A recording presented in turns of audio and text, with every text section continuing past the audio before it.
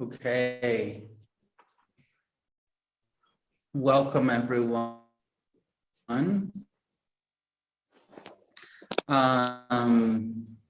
We'll see how well this works today. I am traveling and don't have the best Wi-Fi where I'm at, so it might be choppy. I might come in and out, we'll see.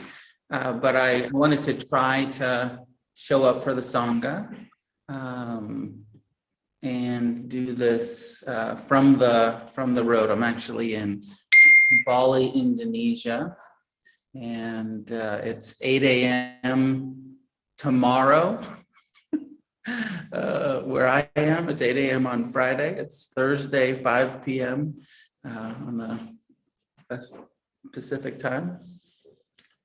So welcome, and just a reminder to everybody, this is an offering teacher-led from Refuge Recovery World Services. It's different than a Refuge Recovery meeting, which are peer-led. I'm going to share some meditation instructions and some teachings, and then maybe we'll have some time for some Q&A, depending on how the connection holds up and how well it works. If I'm in and out and you get frustrated because you can't really hear me, feel free to log out and join us again next month, where I'll be back in the States at my meditation center, and the connection will be strong. The topic for this talk and meditation is kind of about acceptance. Acceptance as a recovery skill, a life skill, but something that is so necessary and challenging for aspect of our recovery. And acceptance as a foundation of not being in denial about what's happening, or not rejecting what's happening. Accepting, one of my favorite Buddhist teachers, Buddhist monks, who's one of the most senior monks in the Thai forest tradition.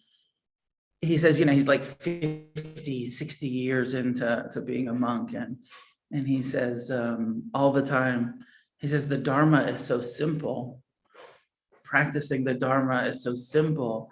It's just understanding that right now, it's like this. So take a moment to just, if you understand that right now, our reality, our emotions, our mind, our cravings, our aversions, our fears, our sensations, our surroundings, our internet connection, right now, this is the way it is.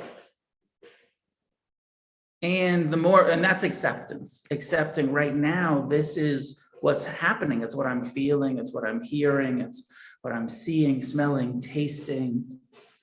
It's what emotions are arising in my heart, what thoughts are coming through my mind, or maybe my mind is perseverating or obsessing or even craving. And there's an acceptance and a mindfulness which brings awareness, a wakefulness to what's happening in the present right now. Often what's happening in the present is about the future. My mind is worried, or I'm resentful about the past or the future. I'm afraid. I'm whatever is arising. So I want to, groundwork, acceptance. Acceptance does not mean right now it's like this, does not mean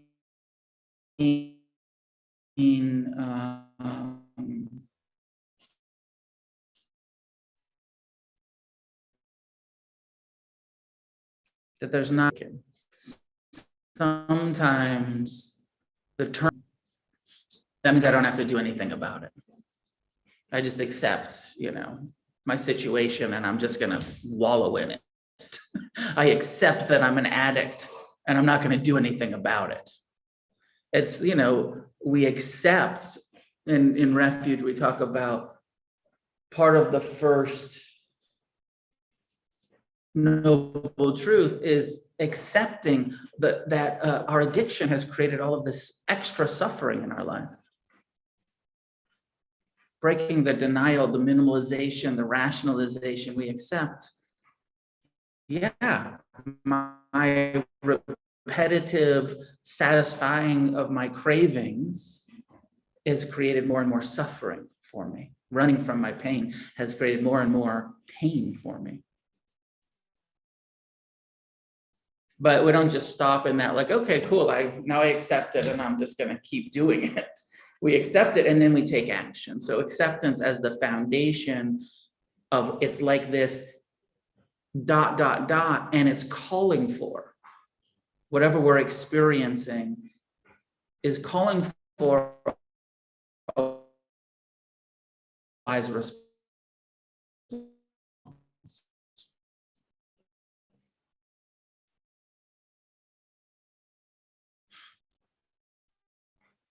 I have a feeling of wisdom, wise responses that Buddhism teaches us to respond with, to understand, and to develop the skill of accepting pain when life is painful. Yep, this is painful.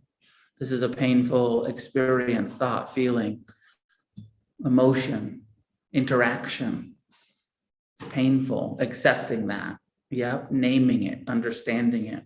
And then the response has to become compassion, has to become mercy and forgiveness and compassion, which is so radically different than the normal human way, which is, oh, it's painful, I fucking hate it, and I'm resented, and I'm going to try to get rid of it, obliterate it, kill it.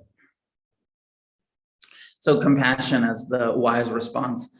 And then when life is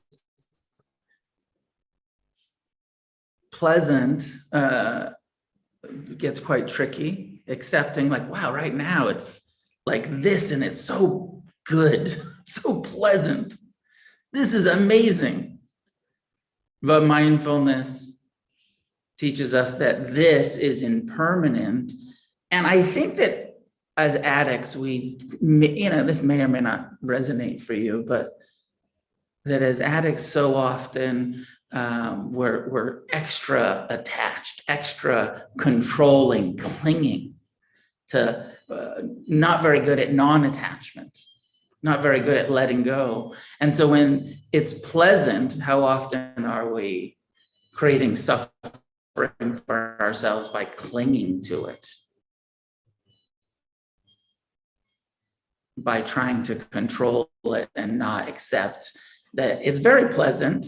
And part of it's like this is, it's impermanent. And so the wise response being non-attached appreciation. Learn to appreciate and enjoy and experience the appropriate pleasures of the life in recovery, not the pleasure of drugs and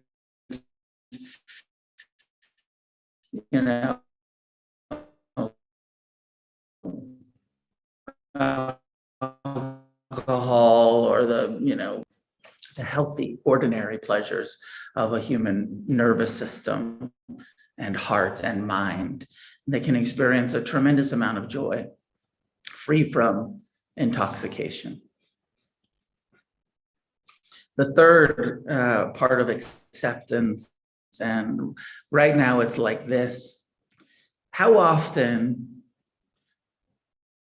is something happening and you're suffering about it because you're taking it really personal, and your mind is telling you this is all about me, and this is what people think about me, and this is This is me, I, me, mine. The more we develop mindfulness, the more we wake up and accept, oh, my mind is self-centered, but my mind is not who I am. The ego is part of the human experience.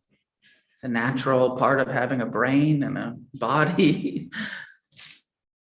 But the more we do mindfulness, the more we see it's not actually who I am. It's just part of what I'm aware of. So right now it's like this, calls for compassion, calls for non-attached appreciation, and also calls for not taking it personal, understanding that our self-centered human tendency is not our fault. Even the I, the me, the mind, not your fault. It's just what the human brain does. It's part of our survival instinct. It's biological evolution, all of that reasons behind our self-centeredness. But in our recovery and in our Buddhist practice, mindfulness, deepening of wisdom, we accept that we are self-centered creatures, and then we become less and less identified with the self-centered mind. Right now, it's like this. I'm taking something personal again. Big surprise. Of course I am. It's just what the mind does. And what a relief from suffering it is to have a little bit of a sense of humor about our self-centeredness and a little bit of space. And I feel like this is right now, it's like this. Self-centeredness, aversion, craving, of course.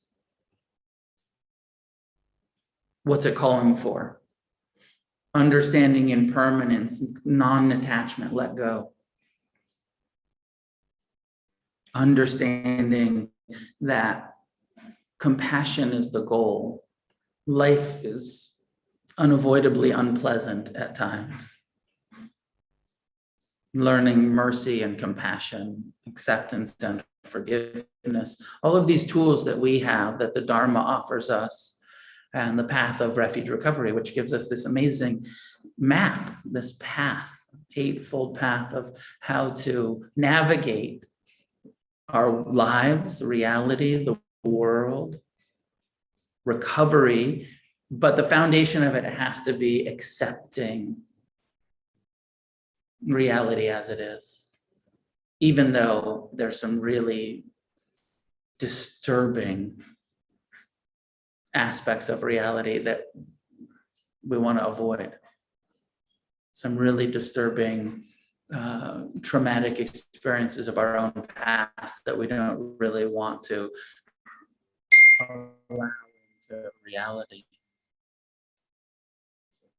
but are part of our reality. And so we're turning towards right now. It's like this in my heart, in my mind, in my life, my surroundings. And sometimes it's quite pleasant and sometimes it's quite unpleasant. And often it's a bit boring, isn't it?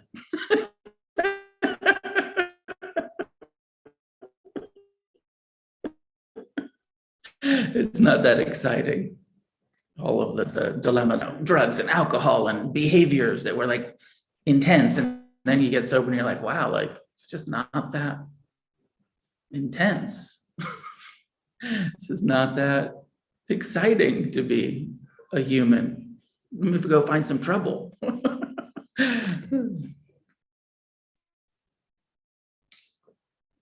Okay, so let's meditate together around acceptance. And around this, I'll give some mindfulness instructions.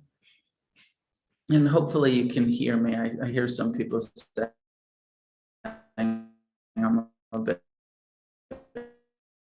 garbled.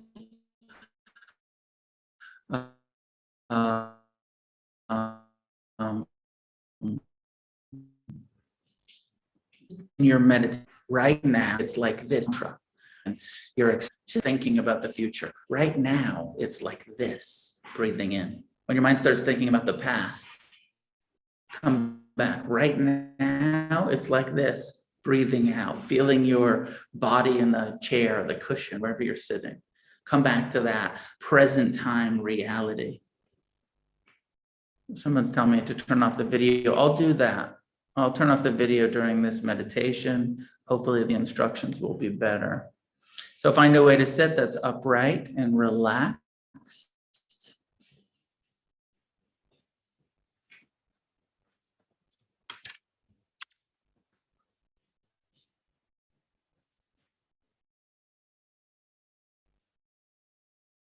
Allowing your eyes to be closed, your jaw to release, your shoulders to soften.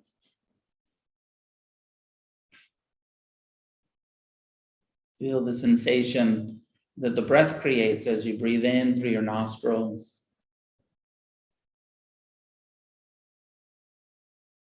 And as you breathe out, soften your belly.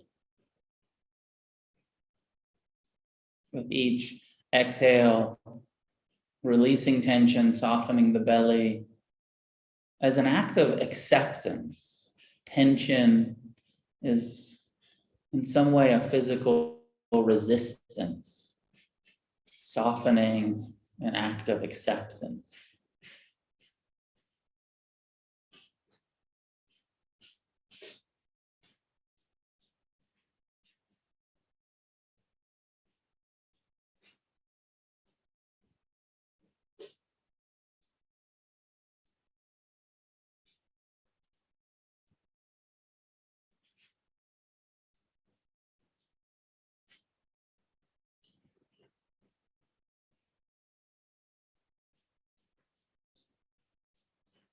So use this phrase, right now it's like this, as a investigation. What are you aware of here and now in your body as you soften your torso?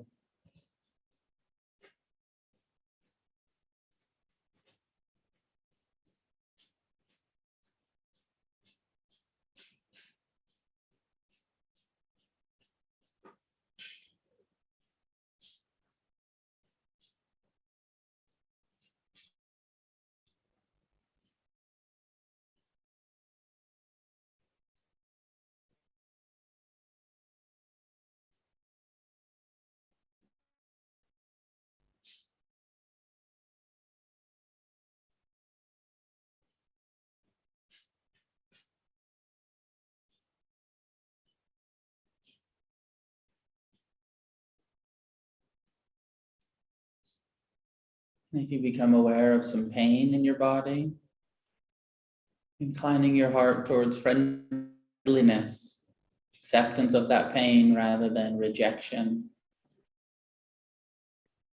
some level of mercy and compassion towards discomfort.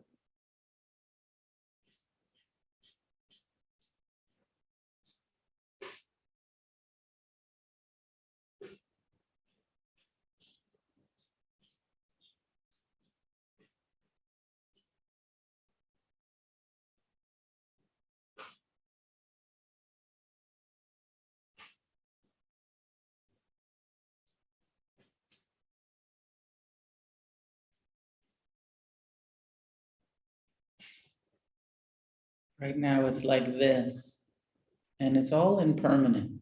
It's all changing, arising, passing, sensations, emotions, sounds, thoughts.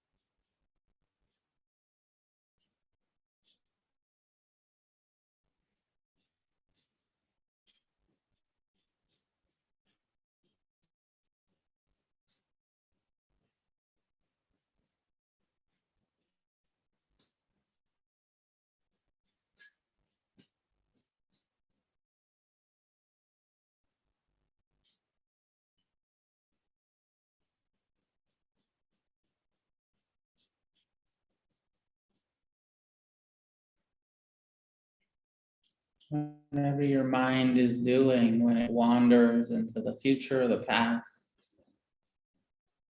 Just meeting it with the acceptance of right now it's like this, thinking about the future. Right now it's like this, mind reminiscing, reflecting, resenting.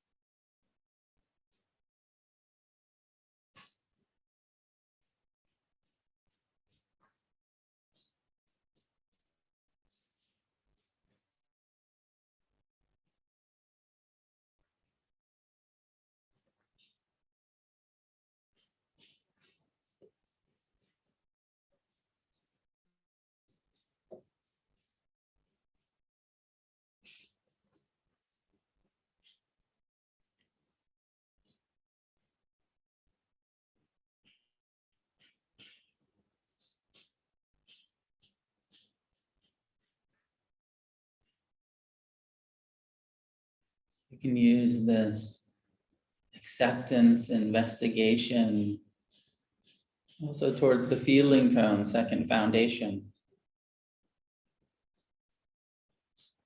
Right now, it's like this, and it feels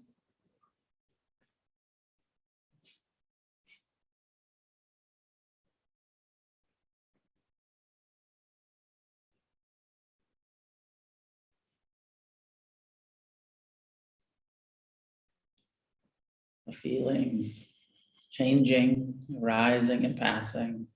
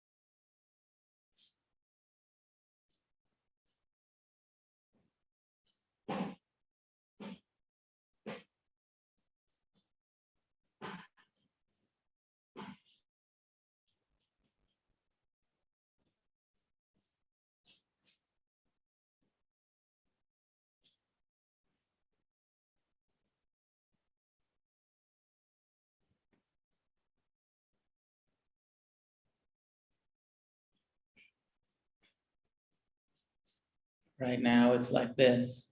In our hearts and our minds, investigate your present time experience, not just the breath, but your whole being. Thoughts arising and passing, emotions, sensations. the sounds, the smells, the tastes.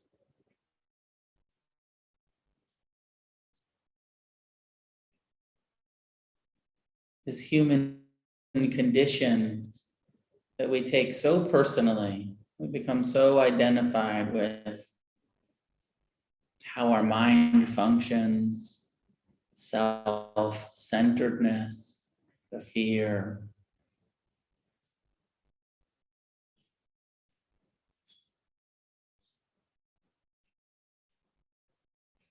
On one level, it is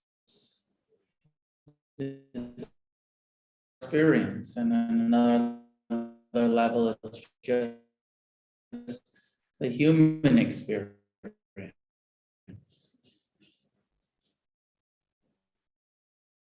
Not your fault that you love pleasure and you hate pain. Your mind's tendency towards aversion, clinging, not your fault. But mindfulness gives us the awareness to change our relationship to this craving, this self-centeredness, and these aversions, resentments, suffering.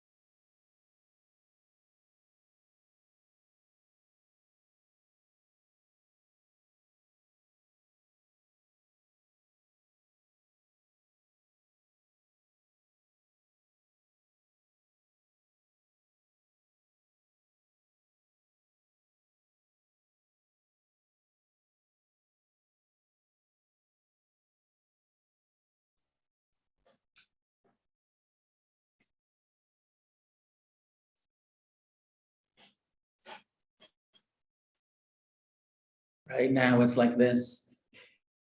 The first foundation for the body, the second foundation for the feeling tone of our experience. Right now, it's like this in the mind.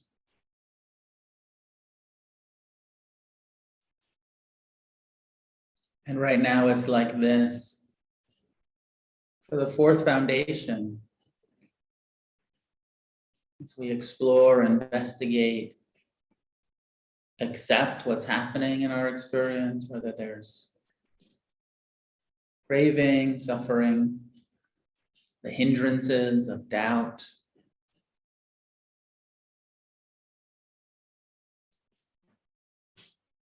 sloth, torpor, just accepting ourselves just as we are, our experience just as it is, pleasant or unpleasant.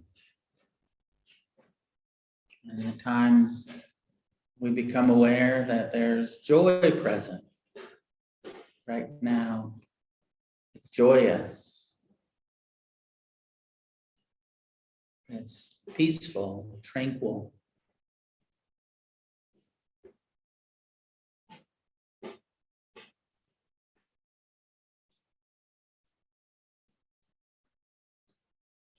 Sometimes even when the mind is agitated, there can still be a great peace in the awareness that the mind is just one of the aspects of our experience, not so identified with it, just agitated mind met with acceptance.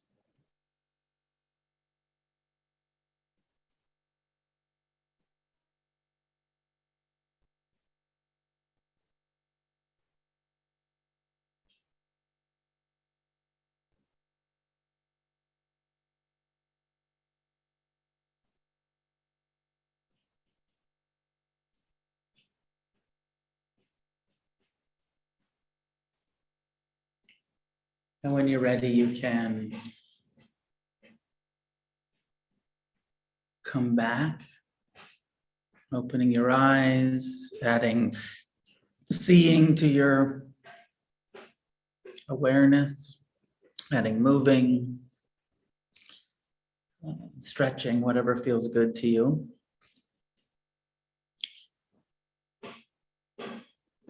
Did turning off the video help the audio be a bit more clear?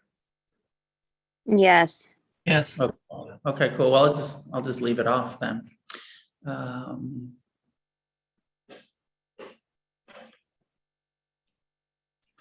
was really, thank you. Welcome, very welcome. So acceptance. Right now, it's like this as a recovery tool. It seems like most of the time we're suffering about not accepting what's happening, or maybe accepting what's happening, but not yet having the skill to respond wisely to what's happening. And there is this dilemma for us in recovery, and I think in Refuge, where right? You've read the book. you heard, the teachings, and compassion is the right thing to do, and non-attachment is the right thing to do. But the conditioned habits of clinging and aversion are way stronger than the knowledge that we have. And so this is where recovery takes time and persistent effort to meditate, to train the mind. And it gets, Ajahn Sumedho, saying like, oh yeah, it's just like, it's so simple. It just, right now it's like this, it's so simple. Easy to say after you've been meditating 24/7 for 50 years. Not so easy in the beginning of recovery. Not so easy when it's like, yeah, it sounds good, but I can't fucking do it yet. I take it all personal and I hate and I crave and I'm trying, right? And so that's what we're doing. We're here and we're trying. And, progress for most people is a very gradual process of becoming more and more accepting and less reactive and more responsive in a wise way. So I'm going to leave it there as far as what I have to say for today. If there's any questions, I'll take a couple questions and then I'm going to end a little bit early and get back to my adventures over here with my family. So if you have a question, you can raise your hand in the reactions bar down there at the bottom. And I'd be happy to try to chat with a couple of you before I go.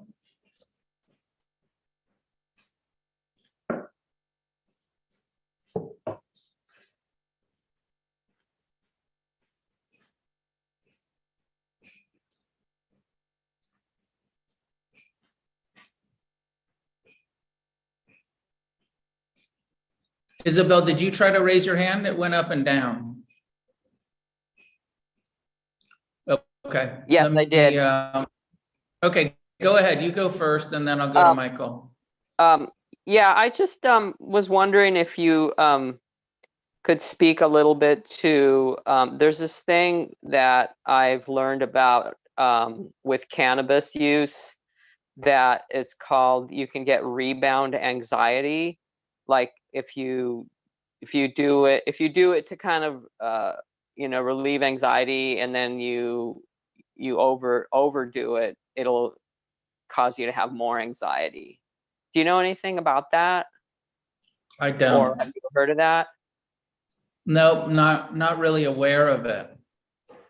And cannabis is a tricky thing, when we're in a abstinence, based program, and we recently released this, thing about, prescription, meds, and it's quite tricky, something like cannabis, where it does absolutely have some medicinal qualities for people, but it's also been so many people's drug of choice, and it's such a tricky way to treat something like, I think you were talking about using it for anxiety, but I don't know anything about what you're referring to. Okay. Yeah, I use it a lot for I tend to, when I do my yoga practice, it really helps me to stretch better and to feel more grounded and stuff. And I'm doing it less and trying to just, take hot baths and just do yoga without it some of the days. But it does definitely help me get more of a deeper yoga practice. I don't use it a lot. I just use, a little bit, but just enough to get my body really relaxed. And I'm beating myself up about it ever since I did your workshop, your retreat. I just, whenever I go to use it, I'm like, no, don't use it. And it's like there's this aversion. It's like just kind of keeping an eye on that. So anyways, I think the anxiety that I have is more related to my thoughts and how the reactive mind spins out with them. So I'm doing a lot more sitting and retreats to kind of get more focused on that. Yeah. I mean, of course, you have to find your own way with it. In Refuge, we are encouraging people to maintain total abstinence. That this is what the Buddha taught about this path to awakening, to be completely abstinent from any kind of recreational use. And so you have to find your own way with that, Isabel, but nice to see you, and you're of course welcome here, and see you next time. All right, thank you. Michael, you put your hand down, but did you still have a question, or did it? You could let Ken ask a question. If there's time, I'll ask. Okay. Okay, Ken, go ahead.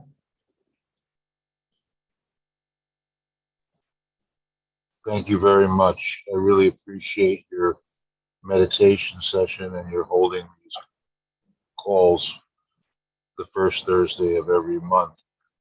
My question is a practical one. I hope that this is not the wrong venue, but what I've been floundering with is trying to find Sangha within the Refuge Recovery community. I've been trying to find community. In New York, we have no in-person meetings. It's all online.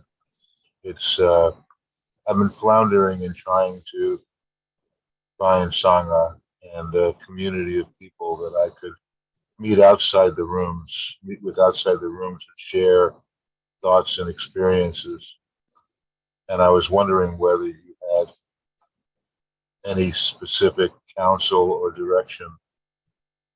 Perhaps others on the call may have the same question. Ken, are you in New York City? I am in Manhattan, yes. Yeah.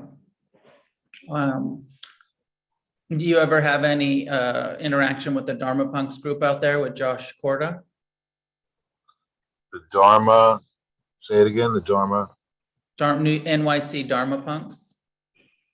Dharma Punks, PUNX? Yeah. No, I did not. Josh Korda is a meditation teacher that I trained, and he took over the groups that I led in New York. And it continues to be quite a large Sangha. He and his wife run the community. They're both in recovery. They're both, were part of Refuge when the Refuge meetings were happening in New York. It's a pretty big, but not fully recovery Sangha. So that might be a place to start. And then I don't know how long you're in recovery, but basically just somebody needs to get those city meetings going again. They just haven't gotten going post-COVID. And somebody just needs to step up. And once the meetings get going in New York, Refuge was going really strong in New York, just nobody has restarted them post-COVID. So if you feel motivated, I don't know, if you have the time and energy, but those Refuge meetings in New York will go again. Noah, I apologize so much for interrupting. But if you look at the chat, Ken, there's links in there for Dharma Punks. I don't think that you saw it. I did not. Let me see, Dharma, oh, there it is. Dharma Punks NYC. I mean, it's not Refuge, it's, so I'm not like as Refuge, I'm not kind of, but on a personal level, you could check that out for some Sangha, and they're mostly recovery people, but it's different than Refuge. Thank you. Thank you very much. I will start there. And the name of the fellow is, again, I guess I'll find that when I go to Dharma Punks in New York City. Thank you very much. Thanks, it's a starting point. And I would start a meeting, but I'm not far enough into my recovery maybe to be worthy of doing it. But maybe if I can connect with a couple of people in Dharma Punks in New York City, and maybe together, a couple of us can, I'd be willing to put in the legwork. Absolutely. Okay. Okay, Thank so I'm you going to very take this. You're welcome. Good to see you, Ken. Brenda, last one, and then I'm going to tune out. Okay, well, thanks for taking my last question. And thank you for for everything that you just said. And I'm new to this, and thanks for the meditation as well. So my question is sort of twofold. The first one is, so I have like 53 days, and I had 27 years of sobriety, and then I went out for a year, and now I have 53 days. And so I'm working the steps in AA, but I'm having a really hard time with the God concept and higher power. So then I had read your book a million years ago, and so I tuned into the different meetings, so Refuge Recovery meetings, and it's so relaxing, and it really meets me. But I just am worried that I'm somehow not going to stay sober because I'm not doing the AA thing, because I did stay sober for so long before in AA. So that's the first question. And then the second one is, I live in the Bay Area, San Francisco Bay Area, and I live in Marin, which is right next to Spirit Rock. And I was wondering if I go to Spirit Rock, if it will work with Dharma, with this group. And if there are major differences. Is that too big of a question or two? No, it's all good. I like the question.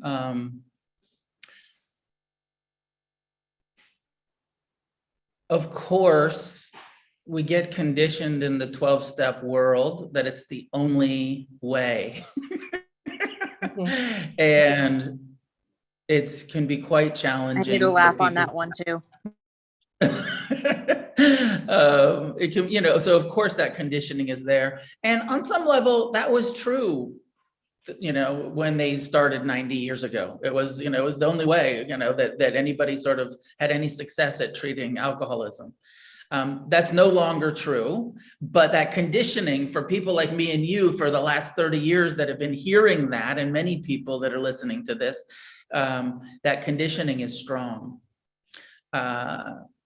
There is, Refuge has now we're a little over 8 years, and there are a whole bunch of people that have only used Refuge Recovery and are having successful multiple years of recovery through this modality and don't mess with the 12-step modality at all. I am completely confident that the Buddha's path is a viable path to recovery. Fellowship and Sangha is really important. And even in the Refuge book, I said, when I was starting this thing, I was like, well, look, if you don't have Sangha, you need community. So if you don't have it in a Buddhist world, go to 12-step, go to meditation centers like the one you're mentioning, find people to support you. There's nothing like other alcoholics and addicts supporting each other. Over at those meditation centers, most of those people don't understand addiction.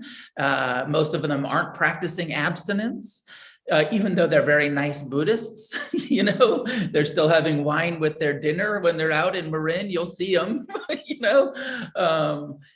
so there can be something missing from just hanging out with the Buddhists, and there can be something missing from just hanging out with the 12-steppers that are too theistic for us sometimes and don't quite understand forgiveness and compassion in this kind of Buddhist context. So that's where really developing a Refuge Recovery Sangha is going to be key. There's a bunch of meetings in the Bay Area, but I don't know if there's any in Marin right now. There used to be Petaluma, there's several in the city, but post-COVID, Refuge is a bit of a mess. A lot of the meetings went away and they haven't come back, and we're still sort of like online is the strongest Sangha right now. Like the most people are doing it this way through Zoom, but the in-person Sanghas are very important.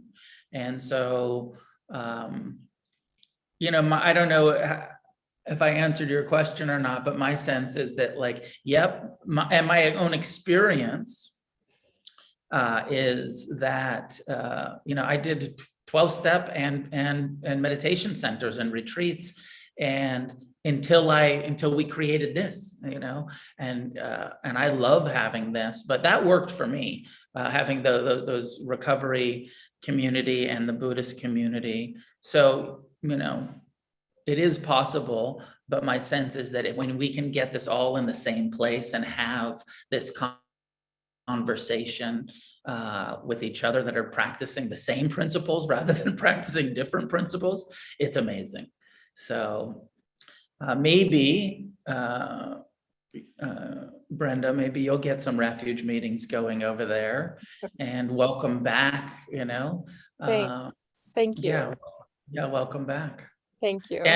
And doing some retreats is, that's actually where I want to end, is that, doing retreats is a central part of of Buddhist practice and refuge recovery practice. And we have 2 more refuge recovery retreats this year. 3, but 1 is sold out. So there's a weekend retreat in Massachusetts, September 16th through 18th. I want to invite you all to come to, if you don't know about it. It's on the website. Think about coming to that weekend retreat in Massachusetts. And then there's a 7-day retreat, which is almost full, but there's a few more spots in Taos, New Mexico in November. So if you want to do a retreat with me, a refuge recovery retreat this year, think about coming to one of those. Michelle, thank you for posting those in the chat. There's links to those retreats. There's also a link to Donna. I don't receive the donations that you might give, for this first Thursday talk. They all go to Refuge Recovery World Services to support the nonprofit organization. Please be generous. If you can, if you have the means to support and to make offerings, please do so. I do this out of my own practice. This is my Donna to you, and you can give your Donna to World Services if you'd like to. So I'm going to leave it there for today. Sorry about the garbled audio and the lack of video. I'll be back and see you on the first Thursday of next month. And may any goodness that comes from our practice be shared with all the suffering addicts in this world. And together may we recover, and together may we create a positive change on this planet. Thank you. Thanks for hanging in there. Peace out.